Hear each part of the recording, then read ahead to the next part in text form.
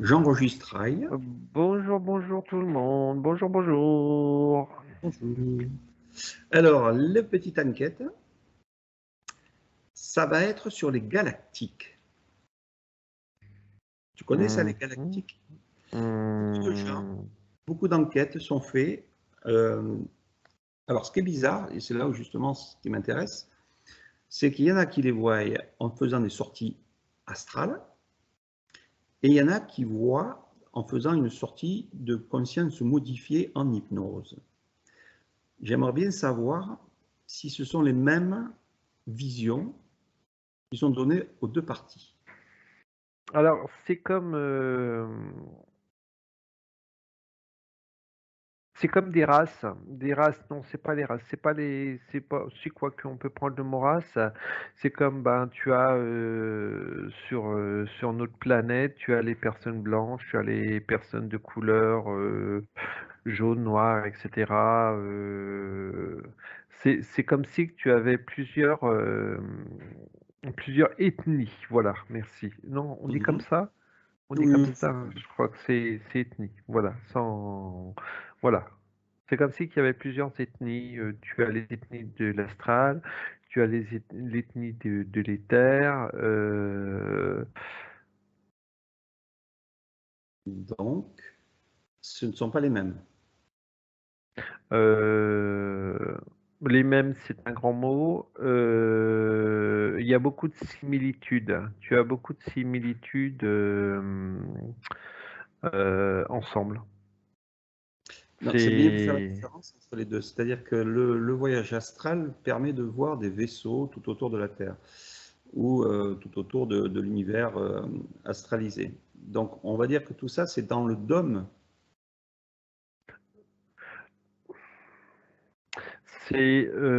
quand tu parles de Ouais. l'univers avec le dôme, moi je parlerais plutôt de supermatrice.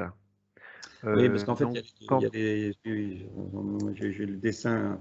En fait, ça va dépendre si euh, l'opérateur qui est, comment dirais-je, en état modifié de conscience reste enfermé dans l'astral sous le dôme, ou s'il va au-delà du dôme et qu'il reste sous la supermatrice. Donc, en fait, il y a plusieurs voilà parce visions, que plusieurs cas de gens. Tout va dépendre de leur c'est fréquence, de leur vibration plutôt de vision. c'est Ouais, c'est vrai que c'est pas évident. Alors, ce qui est bien, c'est que comme il coupe le micro, ben, je l'entends plus.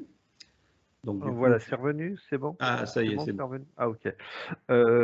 Alors, d'après, voilà, après on en revient toujours à la perception des gens. Tu as les personnes qui sont 100% astralisées, donc qui ne vont pas sortir bah, de cet astral. C'est bête à dire comme ça, mais de cet astral. Donc, ils vont les voir d'une certaine manière, et ceux qui sont sortis de cet astral, qui vont aller voir dans les terres, qui vont les voir différemment. Mais on a deux, c'est distinct sans être distinct. Parce que j'en vois qui passent de l'astral à l'éther et vice-versa. Pardon, au niveau de nos...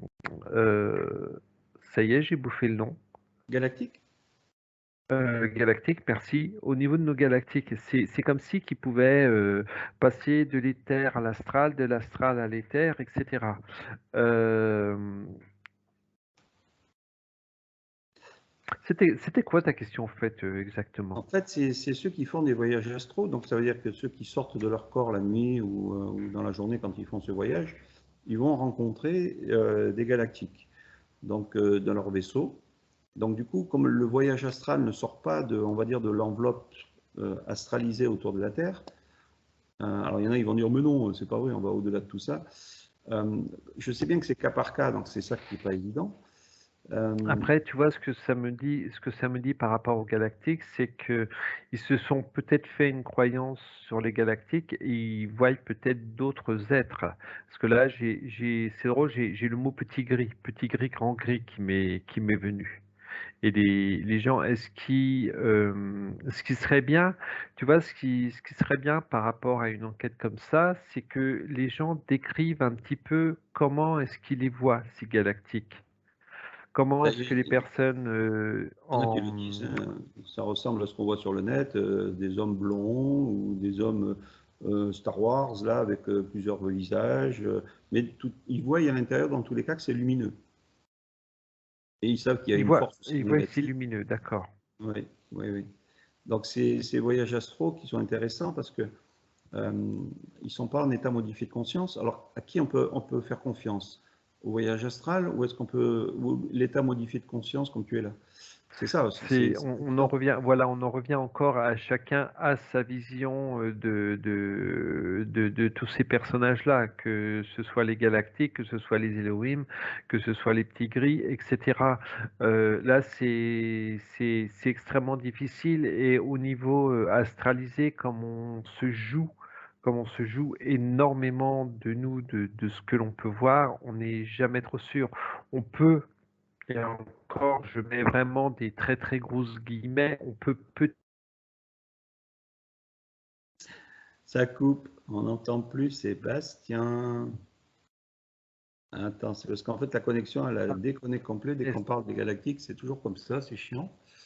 Mais voilà, donc j'espère que ça déconne encore. là, et là, c'est comment là? On va être un peu flou, mais ça va le faire. Je suis un peu flou. Ah non, mais c'est bon, c'est bon. Donc Ok. ça a déconné bien sûr quand je dis toujours, c'est vrai qu'à chaque fois qu'on parle d'eux, on a des connexions complètes ils ont une action sur la connexion. Voilà, donc je sais pas où ça a coupé, je sais pas où c'en était. Après, donc, j'expliquais que ce qui est les personnes qui vont être à fond astralisées vont les voir d'une certaine manière. Donc, on peut dire entre guillemets qu'ils se font peut-être manipuler par rapport à leur vision, mais bon, nous dans l'éther, est-ce qu'on serait un peu plus dans le vrai? Je ne sais pas. Parce que moi, j'ai ma façon de voir les choses et d'autres personnes ont leur façon de voir les choses.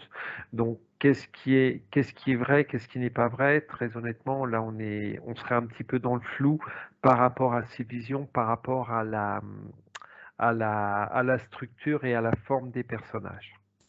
Ben, quand on prend, on va dire, dans l'astral, pour moi, c'est la totalité en dessous de la supermatrice, mais on peut diviser en deux en disant le plus proche de la supermatrice, c'est l'éther, et puis en dessous, on peut dire plus proche de la Terre, c'est l'astral.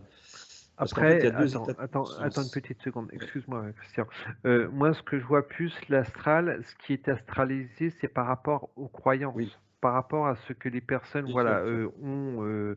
ont figé dans leur esprit, dans leur mode de vie. Voilà, je vois plus l'astral de ce côté-là. Après, vas-y. Donc, on va plutôt dire, voilà, ce qui est astralisé, donc les gens qui astralisent leur intention, ou qui se font astraliser sans le savoir, euh, la plupart du temps, ils parlent de galactiques qui viennent aider notre univers. Et quand on monte beaucoup plus haut au niveau de la matrice, je ne parle pas au-dessus de la matrice, hein, qu'on va dire dans le côté éthérique, on a beaucoup plus on va dire, de galactiques, on peut appeler ça comme ça. C'est pas qu'ils se soucient pas de la Terre, mais c'est qu'ils n'interviendront pas sur la Terre.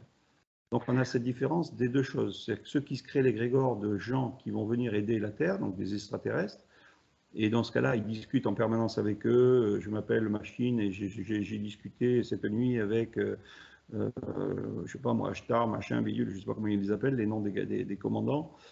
Et puis il y a ceux qui partent comme ça en état modifié de conscience, qui rencontrent on va dire, d'autres galactiques, qui, c'est pas qu'ils se soucient pas de la Terre, mais c'est qu'ils n'agissent pas sur la Terre. Donc voilà, c'était pour faire cette différence-là et savoir qui Alors, était plus en vrai que dans l'autre. il y a pas plus de vrai à droite qu'à gauche. Je dirais que pour moi, l'astral est manipulé. Donc, peut-être que quand j'étais du côté astralisé, avant que je me libère de toutes mes croyances, peut-être que ce que j'appelais un ange, un bidule, un truc, c'était peut-être un galactique ou un Elohim ou un truc comme ça. Où c'était, voilà, on peut mettre, je vais dire qu'on peut mettre toutes sortes de choses, toutes sortes de visions par rapport à ce que l'on peut, par rapport à ce que l'on peut dire, par rapport à ce que l'on peut imaginer. Donc peut-être que je dis bien surtout entre guillemets, que les personnes qui voient les Elohim, les galactiques, etc., les galactiques, c'est peut-être leur croyance, c'est peut-être des anges, c'est peut-être quelque chose de complètement différent. Après, c'est suivant ce qu'ils ont envie de croire, suivant ce qu'ils ont envie de voir. Après, il y en a qui te soutiendront mordicus que non, non, c'est bien un galactique que j'ai vu, c'est pas un ange, c'est pas un bidule, mais qu'est-ce qui peut nous le prouver? Alors, Voilà. faisons l'expérience. Allons au plus proche de la Terre, trouver des galactiques qui entoureraient cette planète et qui seraient le plus lumineux possible. Alors, est-ce que tu peux trouver ça? J'ai un nom qui me vient directement. Donc, le plus sombre possible. C'est pas le plus lumineux. J'ai un nom qui me vient également directement. Donc, pourquoi un nom? C'est comme si qu'il n'y en avait pas. Alors, en C'est fait, comme oui, si qu'il alors, n'y en avait pas. c'est ce que ça me dit en boucle depuis tout à l'heure, c'est qu'en fait, plus on est dans une vibration haute, moins on voit les plans bas, on va dire ça comme ça. On peut les vibrer, mais on y accède, par la vision, on y accède moins. C'est-à-dire qu'on n'a plus besoin de des vibrations basses pour pouvoir voir les choses, quoi. Ouais, je me fais comprendre, je traduis à ma façon. Dans ce cas-là, maintenant, on va dans l'éther et trouver donc des hauts galactiques de lumineux en dessous de la matrice. Alors, je vais dire que oui, oui, c'est comme si, oui, je peux. Là, j'aurais un petit peu plus de facilité d'en trouver. On en interpelle un. Et c'est comme si qu'ils se foutent, enfin, ils se foutaient un peu de moi. Ils n'attachent aucune importance à qui je suis. Ont-ils des vaisseaux armés ou non armés est-ce que ce sont Là, ils sont pétés de rire. Là, ils sont Mhm, pétés de rire. Euh, Là, j'en ai plusieurs. C'est comme si, qu'on me disait, mais qu'est-ce que c'est que ces bêtises? mhm. Donc justement, montre-leur ce que les gens de la Terre voient dans l'éther ou dans l'astral par rapport à des vaisseaux armés qui combattraient en permanence, style Star Wars et compagnie. C'est n'importe quoi. Mhm. C'est n'importe quoi. Donc on dit bien c'est ta perception avec peut-être des Voilà, interférences. voilà, tout à fait. Voilà. Et là, tu vois, c'est très confus. C'est extrêmement confus parce que d'un côté, j'ai des galactiques face à moi ils me font pas passer pour un fou, mais ils me font comprendre que ce que je leur montre, ça n'a ni queue ni tête. Et d'un autre côté, au fond on va dire dans mes mémoires, on est en train de me dire, mais rappelle-toi. Mais oui, mais rappelle-toi qu'il y a eu un moment donné, les croyances ou peut-être les choses qu'on avait mis en place ou qu'on avait vues, je crois que les galactiques faisaient partie de ceux qui avaient créé on va dire l'humain en lui-même. Et c'est, c'est très contrariant, c'est très, j'arrive pas à trouver le mot, euh, Perturbant. perturbant, merci. C'est très perturbant.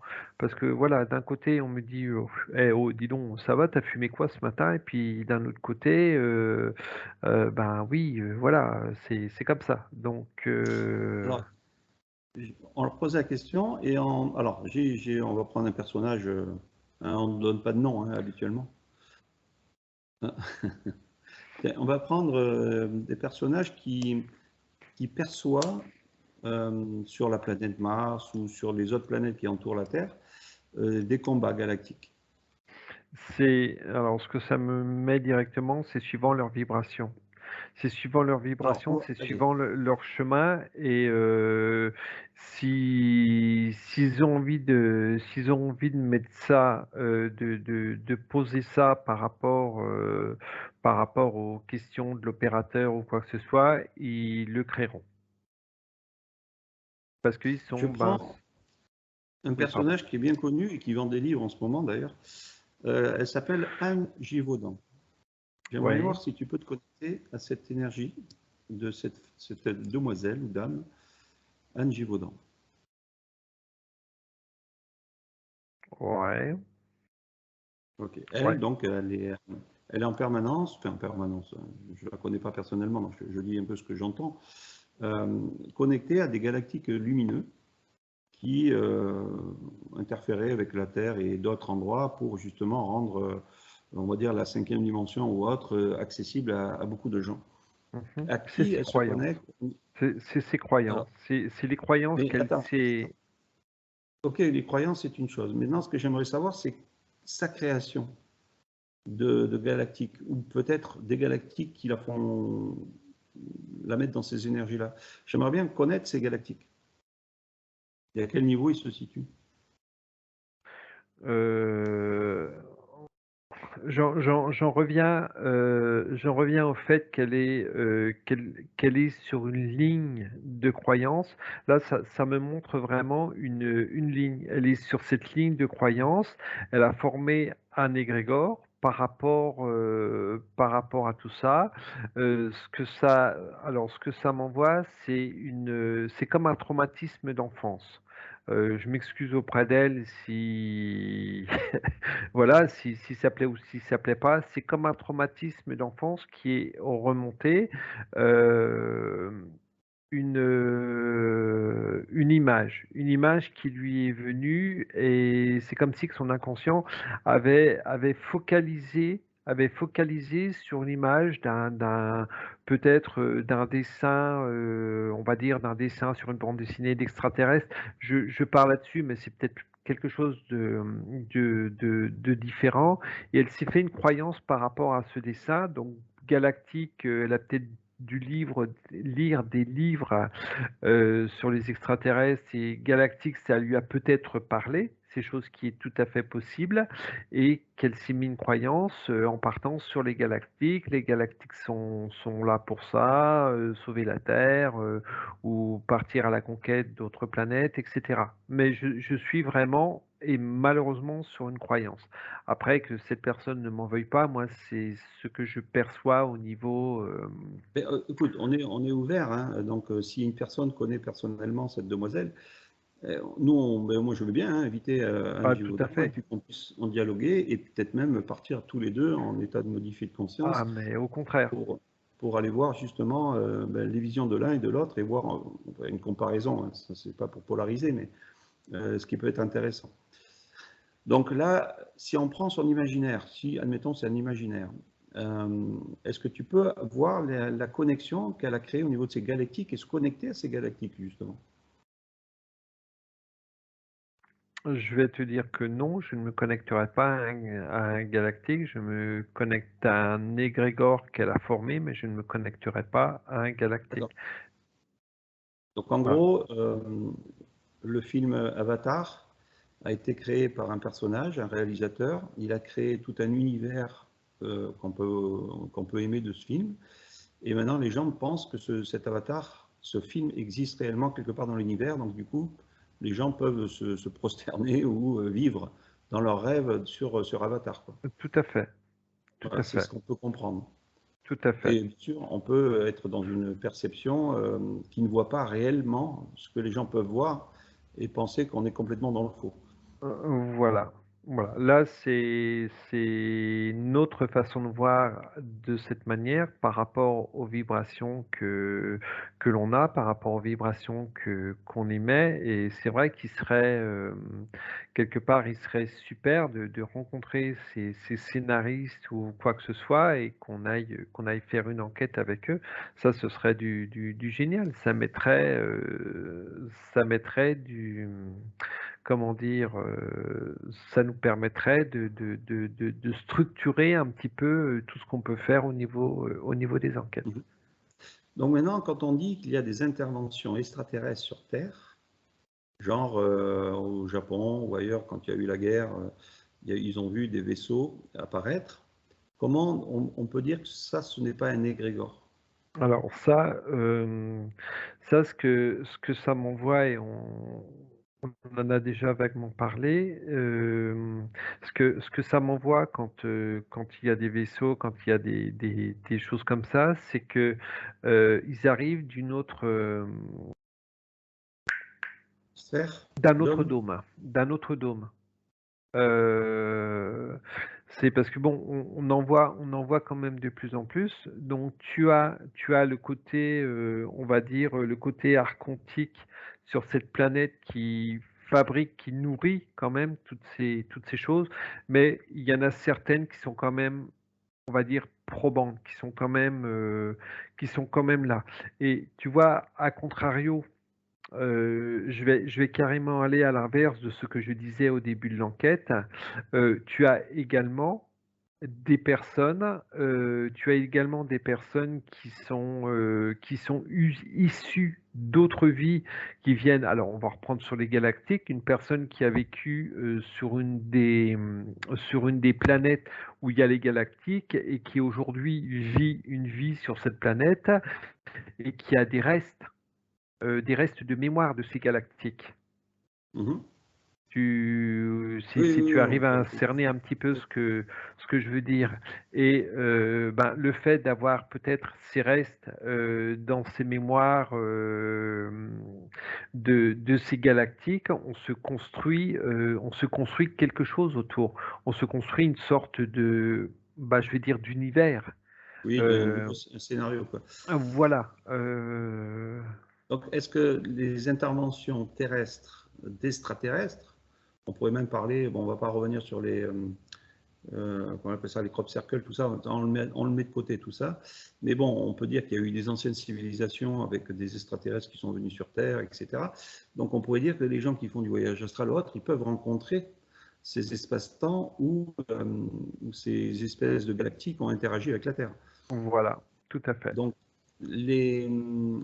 alors c'est pour ça que c'est pas évident de dire que c'est leur propre scénario, leur propre illusion, puisqu'il y en a qui les voient, hein, qui voient On est, carrément les on est dans vaisseaux les avec des mémoires, scènes. voilà, on est très ancré, enfin, c'est pas le mot très ancré, on est sur beaucoup de mémoires karmiques par rapport Mhm. à, par rapport à tout ça. Et tu as des mémoires ben, qui ressortent, et voilà. C'est, cette enquête, tu vois, cette enquête, je la vois un petit peu comme un chiffon. Parce que d'un côté, je vais dire que c'est l'égrégore de la personne, c'est une mémoire. Alors, pour en revenir à cette personne qui a fait le bouquin sur les galactiques, peut-être que la mémoire, donc peut-être le dessin ou l'image qu'elle a vue à un moment donné, ça l'a ramenée à une de ses vies antérieures. Oui, mais elle dialogue souvent avec eux et elle expose ses faits, enfin ses rapports de dialogue. Alors, moi, Et, voilà, les dialogues, je les vois pas avec les galactiques. ouais, donc après, il peut y avoir une manipulation, bien sûr, derrière tout Tout ça. à fait. Mais est-ce que les archontes, finalement, ne sont pas des galactiques? Qu'est-ce qui est archonte, qu'est-ce qui est galactique? Après, Parce que derrière, quand qu'est-ce qu'il y a derrière les archontes? Est-ce que c'est vraiment des parce galactiques? Est-ce que c'est des Elohim? Est-ce que c'est quoi, n'importe quoi d'autre? Est-ce que Mhm. c'est tout simplement on va dire, des sentinelles entre guillemets qui viennent de cette supermatrice qui nous manipule tout simplement? Oui, ça, c'était le point final que, pour conclure, on a bien Ah. compris, mais dans tous les cas, la Bon, bah, supermatrice, là, l'enquête est terminée. Salut, à la prochaine. c'était le point final, en principe, où on a bien compris que la supermatrice en elle-même créait tous ces scénarios-là, avec des cultivateurs ou autre chose, on s'en fiche après le noms, et qu'en fait, on est dans une illusion parfaite de tous ces scénarios, et on peut s'imaginer tout ce qui est réel et tout ce qui est non réel. Donc, du coup, ce qu'on voit au niveau de l'astral, comme beaucoup de gens le font en sortie astrale, ils peuvent tout créer. Ils peuvent créer un éléphant rose, comme on dit, ou ils peuvent créer des galactiques, ils peuvent être ou manipulés ou être manipulés par eux-mêmes dans leur propre création. Et à partir Voilà. de là, on ramène sur Terre notre création. J'ai vu Pierre, j'ai vu Paul, j'ai vu Jésus, il m'a dit qu'il a dit que ça, et puis on y va, on avance, et puis pourtant, sur Terre, ça agit exactement comme il a dit. Donc du coup, est-ce que j'ai raison, est-ce que j'ai tort? Non, j'ai raison, je vais faire un livre, et comme ça, je vais pouvoir le vendre et gagner un peu de sous là-dessus. Mais bon, c'est pas grave, puisque de toute façon, je repartirai avec Jésus derrière, enfin bon, etc. Après, tout le monde peut se créer son propre scénario. Et il y a le scénario global qui est de la supermatrice, qui renvoie tous ces scénarios inimaginables, comme tu as rencontré ce galactique dans l'éther, qui est peut-être conscient aussi qui n'est qu'un programme de la supermatrice. Conscient D'ailleurs, est-ce pas, qu'il en est conscient? non. Non, j'ai un nom qui me vient directement. Mais tu vois, par rapport à ce que tu disais juste avant, pour rebondir, ce qu'on nous a fait comprendre au fur et à mesure qu'on évolue vibratoirement, c'est que on nous a bien fait comprendre qu'on est nos propres créateurs. Donc, c'est exactement ce que tu disais avant. Donc, on est notre propre créateur. On est capable, et ça, j'insiste vraiment, de tout faire, que ce soit dans le physique, que ce soit dans les Ah, ça coupe encore, je t'entends plus. C'est bizarre ça, à chaque fois que tu parles. Non, mais j'ai la prise USB qui se décroche d'elle-même. Je n'y touche pas, elle se décroche d'elle-même. Mais c'est les galactiques qui te font ça. Non, mais c'est fou ça. Ça plaît pas encore, hein. Encore une enquête qui va pas plaire, ça, on s'en fout.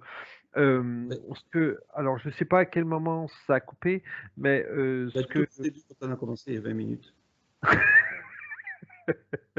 voilà, ce que je voulais dire, c'est que par rapport au niveau vibratoire où l'on va par rapport à nos montées de vibrations, on nous a fait comprendre que tout était possible. On est capable de tout imaginer, on est capable de tout créer. On est tout simplement nos propres créateurs.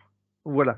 Si demain j'ai envie de me faire un nouvel égrégore sur un nouveau Jésus ou même un nouveau Dieu, je vais prendre mon caillou. Mon caillou, c'est la pierre que je vais prendre, c'est la création du monde. Le monde a été créé à partir de ce caillou-là. Si je me mets ça dans ma tête et que je forme un égrégore par rapport à ça, bah tout simplement, pour moi, ce caillou, c'est le premier qui a été fait de toute l'humanité, etc. Et je vais en faire tout un égrégore. Voilà. Donc tout existe, tout est fourbe, tout est bien, tout est mauvais, tout est bon, tout est pas bon. Et on est dans le jeu de la dualité, de la polarité en permanence. Et donc c'est là où les galactiques existent, la galactique n'existe pas, la Terre elle est ronde, un coup la Terre elle est plate, le truc elle est machin, le truc il est bidule. On est en permanence sur ces choses-là. Donc c'est vrai que c'est pas évident où les gens veulent se poser à un moment donné en se disant attends mais euh, elle me fait du bien ce personnage, elle me parle des galactiques qui vont venir nous faire partir en 5D ou d'ailleurs comment vous pouvez dire des choses qui sont pas qui sont pas positives. Ben tant mieux à la rigueur qu'il y ait des personnages comme ça qui raniment on va dire une flamme intérieure de création au lieu de rester bené derrière son ordinateur et de vivre sa vie en métro, boulot, dodo et de ne pas avoir de flamme qui s'allume. Donc tout est bon et tout est mauvais à la fois. On ne peut pas dire que ce que voient les gens de l'astral, c'est positif ou c'est négatif. C'est chacun en fait sa propre perception, toujours encore et encore. Et bien sûr, comme je disais bien, on ne peut pas en vouloir à qui que ce soit d'être dans un égrégore ou de création. Et si cette création est comment dirais-je, une création qui fusionne avec d'autres créateurs qui vivent la même chose, eh ben, ils se créeront eux-mêmes leur cinquième dimension et ils partiront vibrer ensemble. Enfin voilà, moi je dis ce que j'entends et à partir de là, chacun fait son propre discernement sur tout ça. Bon, que dire de plus? Que dire de plus Vive mon caillou. N'oubliez pas, je vais en trouver un. La prochaine fois, je vous en trouverai un beau caillou et je vous dirai que l'univers a commencé à partir de ce caillou-là. Une stèle. Tu veux pas une stèle? On aura du mal à Stèle. la prendre. Non, non, non, non, je veux pas une stèle. Pourquoi c'est une stèle Et si tu prends, attends, tu vas sur la tombe de Jésus, admettons, et tu casses un petit morceau de, non, Mais, plutôt de Elvis Presley. mais oui, mais elle est où la tombe de Jésus? Non, non, mais Elvis Presley, c'est mieux. Tu prends Elvis. juste un petit caillou Oui, non, mais il n'est pas mort. Non, trouve-moi quelqu'un Ah, d'autre, merde. Elvis, il n'est pas mort. Michael Jackson, Mathieu Jackson. Non, il n'est pas mort. La reine d'Angleterre, merde. Elle n'est pas morte. Mais trouve-moi quelqu'un qui est capot. De Gaulle. Allez, tiens, je vais à Colombey les deux églises. Je vais aller chercher. Je vais assommer le planton et je vais casser un morceau de la pierre tombale à De Gaulle. Voilà. Et du coup, tu seras un Gaulois. Oui, un De Gaulois, pardon. Allez, ciao, à bientôt. Bye bye. Ciao, ciao.